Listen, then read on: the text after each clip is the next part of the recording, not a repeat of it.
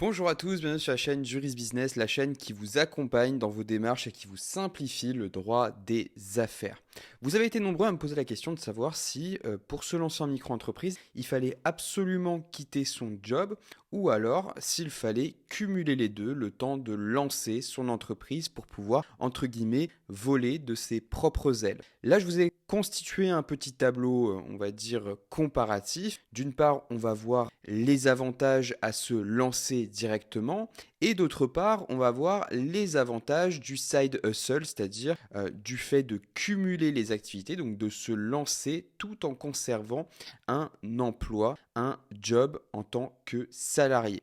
Donc effectivement, si vous vous lancez tout seul directement en micro-entreprise sans transition et que vous quittez votre job, évidemment, vous aurez beaucoup plus d'autonomie et beaucoup plus de flexibilité puisque vous allez pouvoir moduler votre emploi du temps à votre guise. C'est-à-dire que vous allez pouvoir planifier vos journées comme vous le voulez sans devoir composer avec le paramètre du job. En plus de ça, vous allez être beaucoup plus performant puisque du coup, tout ce qui va être temps de trajet et toutes les pertes de temps qui peuvent se cumuler à ça vont skipper. Vous n'aurez plus à vous soucier de ce genre de perte de temps. Parce que quand vous êtes salarié, en général, vous mettez le temps de préparation le matin, vous ajoutez à ça le temps de trajet, et au final, vous avez perdu facilement 2 heures, 2 heures et demie, 3 heures dans la journée. Là, tout ça, ça passe à la trappe, et pour le coup, vous pouvez directement vous concentrer sur votre activité. Donc ça, c'est quand même un avantage qui est quand même plutôt important. Ensuite, la plupart des gens qui se lancent en entreprise individuelle et en micro-entreprise, en fait, ce qu'ils veulent, c'est s'épanouir professionnellement. Et là, pour le coup, de manière générale, ils n'aimaient pas le travail qu'ils faisaient auparavant. Donc là, plus de problématiques. Effectivement, vous vous lancez, notamment dans un domaine que vous aimez. Et là, pour le coup, l'épanouissement professionnel est à son paroxysme. Et vous n'allez jamais vous ennuyer puisqu'en fait, systématiquement, vous allez apprendre des choses, que ce soit au niveau de votre activité ou alors sur tous les autres pans de votre activité. C'est-à-dire que quand vous étiez salarié, vous aviez une tâche ou plusieurs tâches, mais ces tâches étaient plutôt répétitives. Et au bout d'un moment, vous les connaissez par cœur et vous vous ennuyez. Là, pour le coup, vous allez devoir tout faire pour votre entreprise individuelle et c'est pas généralement des connaissances que vous avez de base. Donc, il va falloir apprendre à faire l'administratif, il va falloir apprendre à prospecter, il va falloir apprendre à convaincre. Bref, il faut se vendre, il faut faire sa comptabilité en plus de faire le travail pour lequel on va être payé. Ensuite, autre avantage à se lancer sans filet de secours, c'est que vous allez avoir un meilleur équilibre vie pro, vie perso. C'est-à-dire que vous pouvez organiser votre emploi du temps comme vous voulez, vous n'êtes pas obligé d'être au bureau à 9 heures pour finir à 6 heures. Vous pouvez décider par exemple de faire du sport le matin et travailler jusqu'à tard le soir ou travailler uniquement dans l'après-midi. Bref, c'est vous qui modulez votre emploi du temps comme vous le souhaitez. Évidemment, c'est un peu vos impératifs professionnels qui vont aussi venir moduler votre emploi du temps, puisque si vous avez un travail à rendre à un client, vous devez effectivement assurer vos deadlines.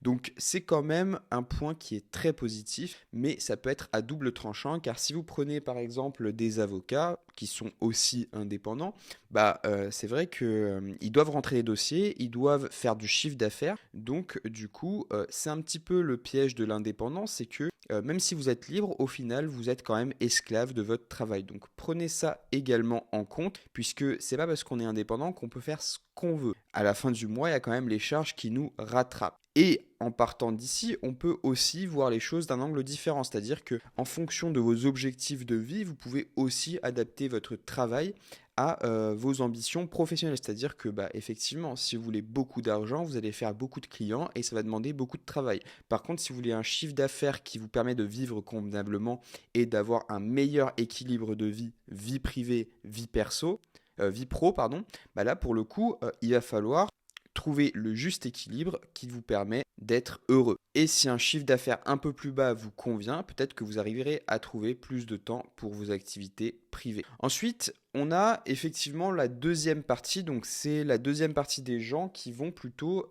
créer leur micro-entreprise et avoir en parallèle un travail. Donc concrètement, cette micro-entreprise, c'est ce qu'on appelle le side hustle aux États-Unis. C'est ce qu'on va faire à côté de notre travail. Si vous quittez votre job, vérifiez aussi que vous n'avez pas de clause de non-concurrence parce que les clauses de non-concurrence, en général, vous les voyez parce que de toute manière, elles doivent être limitées dans le temps, limitées géographiquement et elles doivent être rémunérées. On doit vous rémunérer cette non-concurrence. Donc, dans tous les cas, vérifiez bien que vous n'avez pas une clause de non-concurrence dans votre contrat. Normalement, vous le savez puisqu'elle est délimitée dans le temps, géographiquement et rémunérée, mais c'est quand même quelque chose à prendre en compte.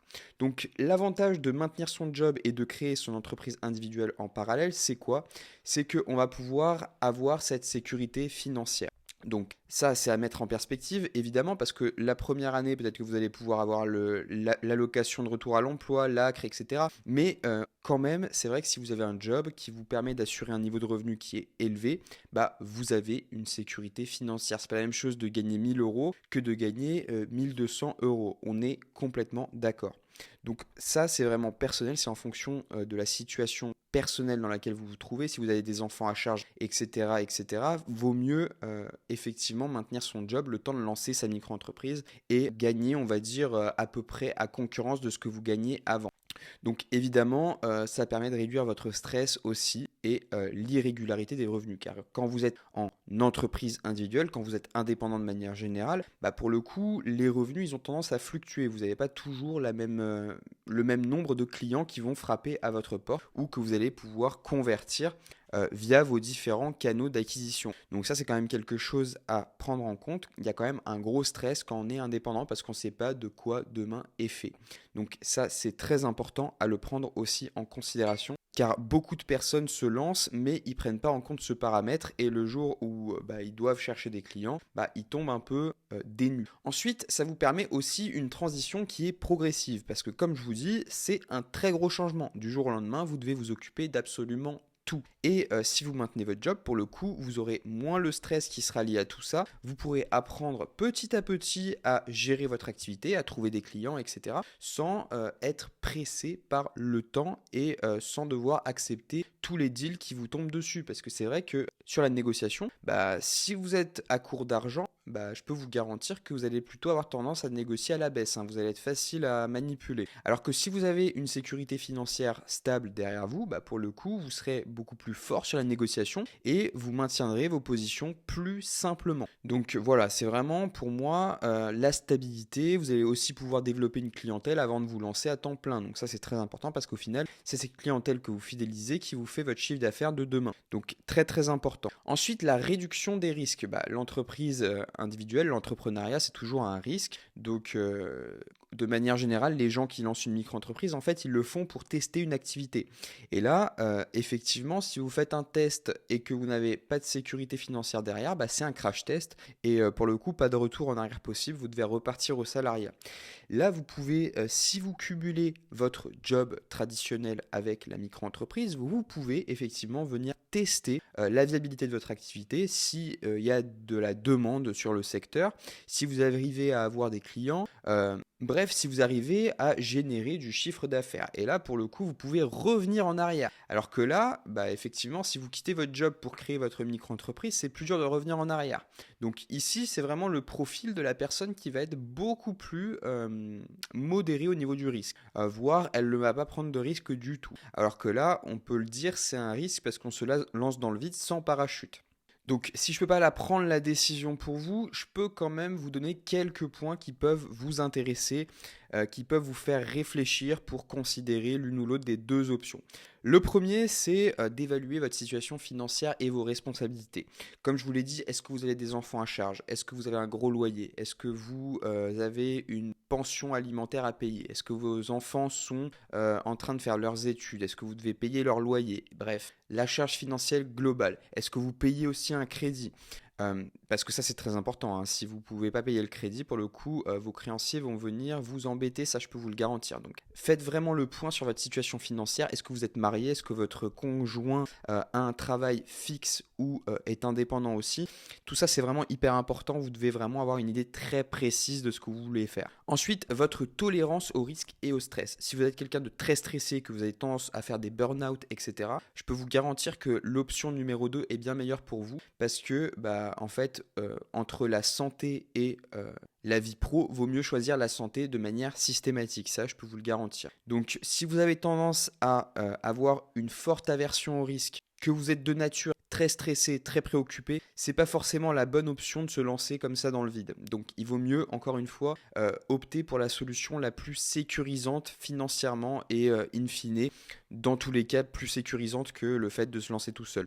Ensuite, autre facteur à prendre en considération, c'était votre capacité à être autodiscipliné et à vous organiser. Parce que du coup, encore une fois, quand vous êtes en boîte, quand vous avez un CDD, un CDI, c'est votre employeur qui va un petit peu vous donner la marche à suivre. Là, c'est vous qui vous fixez votre propre marche à suivre. Et pour certaines personnes, ça peut être très compliqué de se fixer une ligne directrice qu'on va suivre avec des étapes à faire, etc., etc. Franchement, pour se lancer en micro-entreprise solo, il faut quand même déjà connaître le milieu, il faut quand même déjà avoir au moins une idée de ce qu'on va faire, de comment on va le faire et de la planification, du rétro-planning qu'on va mettre en place pour pouvoir arriver à nos objectifs. Donc si vous n'avez pas cette capacité-là de vous organiser, d'être discipliné, parce qu'il faut quand même réussir à travailler de manière efficace, hein. Vous n'avez pas de patron, mais vous devez quand même faire des heures pour pouvoir gagner votre vie. Donc c'est à vous de vous fixer votre horaire, votre planification, etc., etc.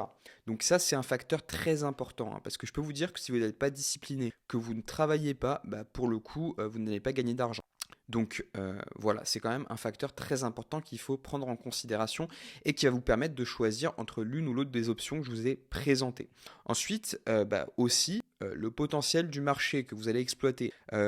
Si vous avez pas une certitude, si vous n'avez pas une certitude sur la viabilité de votre activité, c'est vrai que je vous conseillerais pas forcément de vous lancer sans filet de secours. Parce que, comme je vous l'ai dit encore, dans une phase test, il est possible que votre phase test ne soit pas concluante. Et pour le coup, si vous échouez, il vous faut un plan B. Donc là, typiquement, si vous êtes en micro-entreprise et que vous avez un job à côté, là pour le coup votre filet de secours il est assuré. Vous ne courez pas grand-chose, enfin vous n'en courez pas un grand risque, puisque dans tous les cas si ça ne fonctionne pas, vous avez toujours votre job. Et en fait dans 80% des cas, on va dire à peu près, je vous conseillerais toujours, pour être plus sécure, de vous lancer en parallèle de votre travail, de cumuler les deux, de le faire dans vos soirées, dans vos week-ends, mais franchement, si ça tourne mal, vous me remercierez. Par contre, si vous avez plutôt, je sais pas, un profil comme étant quelqu'un de jeune qui vit chez ses parents, etc. Là, pour le coup, c'est plutôt intéressant de se lancer parce que les charges financières sont annulées par vos parents, etc. Et donc, in fine, c'est beaucoup plus intéressant de se lancer tout seul, de se mettre à temps plein dessus pour vraiment mettre 100% de votre énergie dans votre activité indépendante. Là, on peut éventuellement envisager ce type de projet. On n'a pas de grandes responsabilités en parallèle, bref, le risque est moindre. Donc voilà, dites-moi ce que vous en pensez dans l'espace des commentaires, peut-être que vous avez un avis complètement différent du mien, peut-être que vous avez complètement une opinion qui est totalement divergente et aux antipodes de la mienne. Peut-être que vous êtes la personne qui va plutôt préférer brûler ses bateaux pour mettre toute son énergie dans le projet micro-entreprise. Ou peut-être que effectivement vous êtes un petit peu comme moi, vous me rejoignez sur l'aspect progressivité et sécurité financière. Quoi qu'il en soit, j'essaie de vous donner mon analyse personnelle aussi à travers cette vidéo, puisque moi je suis aussi indépendant. Donc j'ai quand même au moins 3 bonnes années de recul sur la question. Et à force d'accompagner des micro-entrepreneurs, des entrepreneurs individuels dans leurs projets, de les aiguiller, de les conseiller peut-être de près ou de loin, c'est vrai que j'ai quand même une idée assez précise et assez arrêtée de ce milieu. Donc je suis quand même plutôt, je pense, un peu légitime à vous en parler. Et je peux vous dire que tout ce que je vous ai exposé, surtout sur la partie se lancer directement tout seul, c'est du vécu et c'est très réel. Donc voilà, si cette vidéo vous a plu, n'oubliez pas de vous abonner, de mettre un pouce bleu. Et moi je vous retrouve sur les prochaines vidéos.